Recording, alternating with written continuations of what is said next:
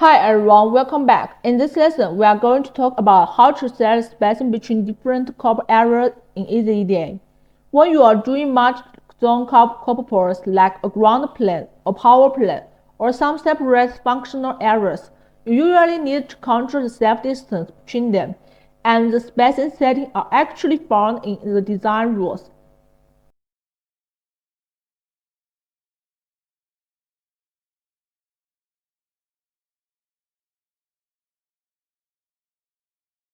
First, click on Design, then select Design Rule and go to Plane, Copper Zone. Then select your copper region.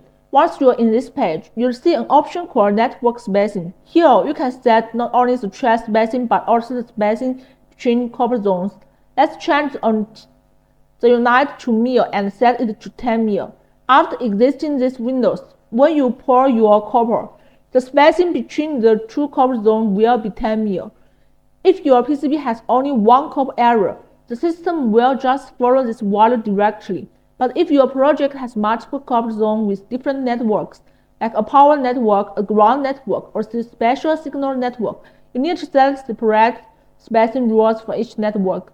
For example, here I am creating a new rule and setting the spacing to 50 mil, then applying it to the corresponding network.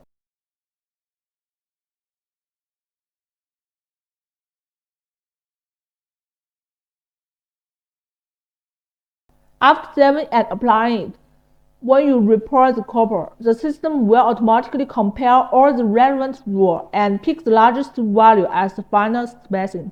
In other words, the system will always use the strictest spacing requirement.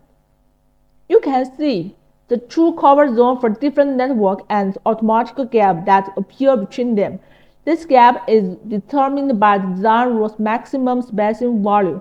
If you adjust the rules, make the spacing smaller or bigger, the separation between copper zones will change accordingly. The benefit of this is that it ensures safe electrical isolation between multiple copper zones and avoid accidental short circuits. As long as you plan your spacing rule carefully, you can effectively guarantee the PCB's electrical safety. Alright, that's it for the lesson on copper zone spacing. I hope this helped you better understand copper port rules. See you in the next lesson.